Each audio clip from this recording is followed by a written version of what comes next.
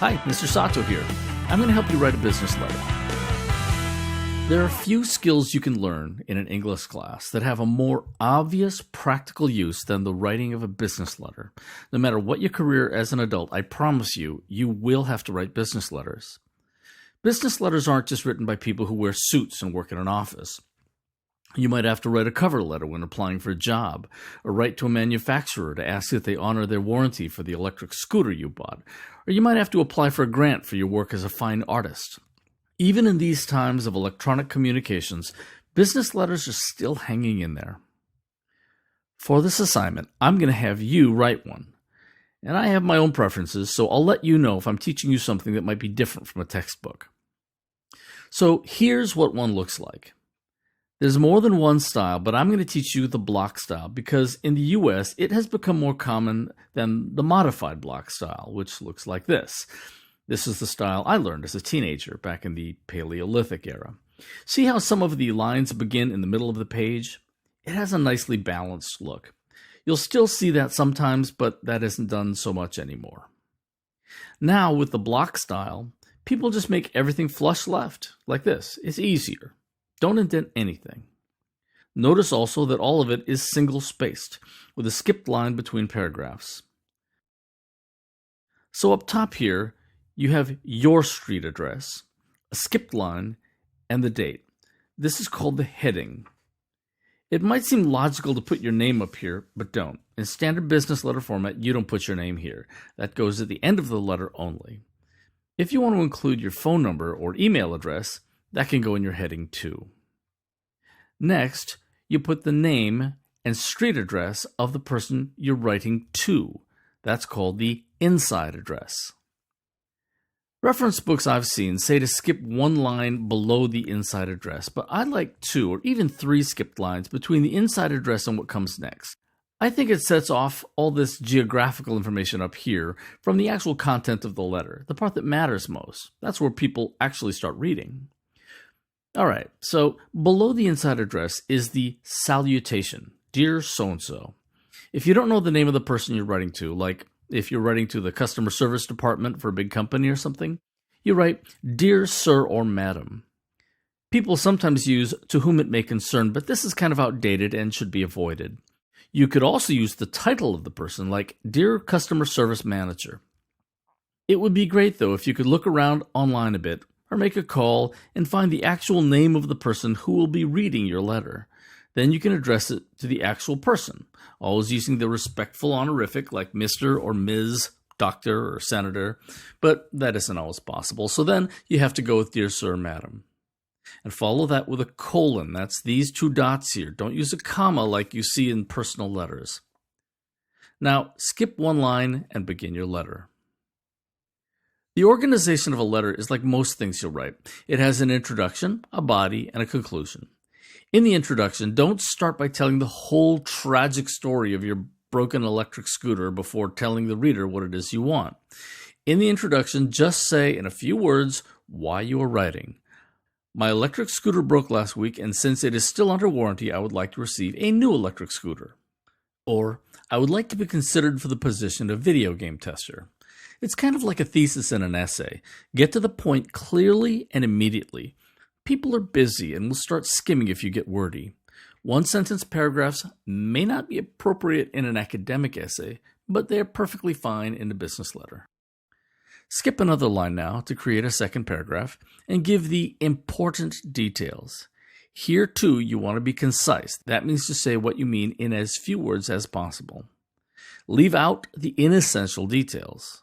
For example, you don't need to say that your scooter stopped working after you'd already gotten to your destination so that you had to carry it uphill all the way back to your house and another kid saw you and it was really embarrassing. They don't care about that. Just say that the warranty says your machine is covered, give the date of purchase, and include a copy of the receipt if you still have it, never the original. Or if it's a cover letter for a job, here's where you say what your main qualifications are and mention that your resume is attached. This is the body of the letter. Try to keep this down to 1 or 2 paragraphs, and very few business letters should be more than 1 page. Busy people don't have time to read a long letter. In the last paragraph, tell the recipient of your letter exactly what you would like him or her to do now.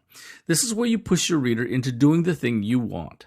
Imagine the reader just asked, "What exactly do you want from me?" Here's where you need to be very specific. Not, "Please do something about my electric scooter." No.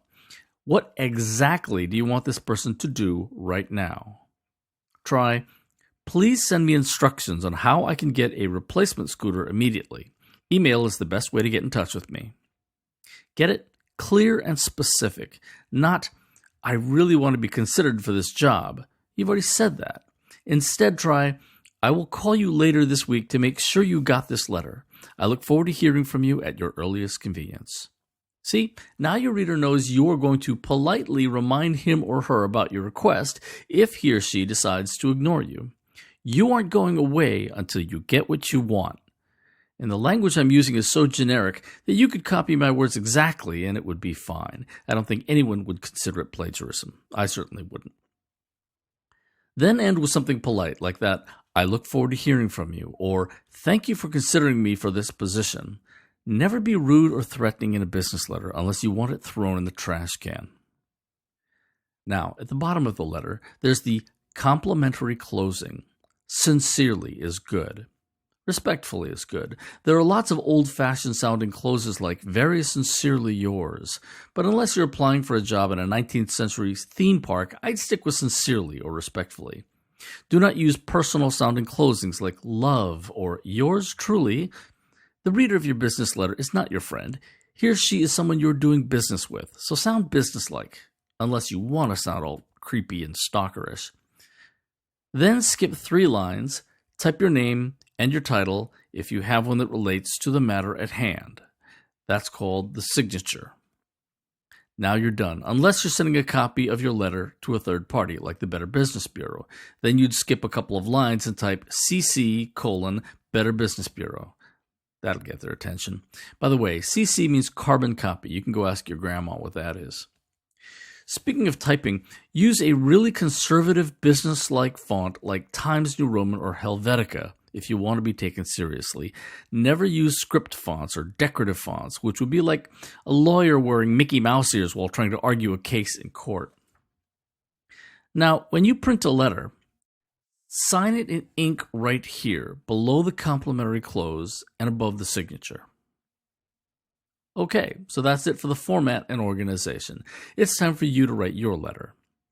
First, type your heading and the date, then the inside address. Please use this for the inside address. I'll wait. Done? Okay, so you'll be writing a complaint letter for rude service you received at a clothing store. Here's the scenario. You received rude service at a store called The Fashion Plate that is located at Smithgate Mall on September 2nd. When you asked if their poplin straight collar shirt came in any other colors like red or yellow, Muffy, the salesperson, made a face and said, "No, those colors are ugly." When you said you liked those colors, she told you to shop somewhere else if you didn't like the clothes at the Fashion Plate. Muffy is the older sister of a friend of yours, and when you met her once, she was an obnoxious twerp then too. Anyway, when you asked to speak to the manager, she said he had the day off. You called the mall to find out the name of the store manager, Mr. Antonio Fernandez.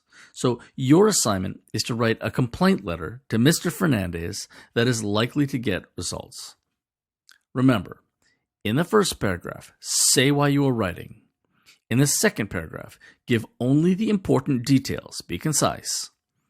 In the last paragraph, tell Mr. Fernandez exactly what you want him to do about it, and end with some sort of polite comment. Keep in mind that a brief, polite, and clear letter gets better results than a long, angry, rambling letter.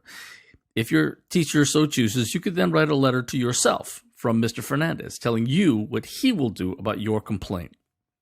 I've had students do that. It's kind of fun. Writing a business letter can be a very empowering act. In life, as you no doubt know, there will be people who will treat you badly or try to take advantage of you because they're big and you're small. A powerless person might throw a brick through the window of the store and get put in jail. An empowered person has a voice and can make him or herself heard. An empowered person figures out who has the authority to do something about it, writes a letter, or maybe a series of letters going up the chain of command, and gets positive results instead. And that's what I want for you. Happy letter writing.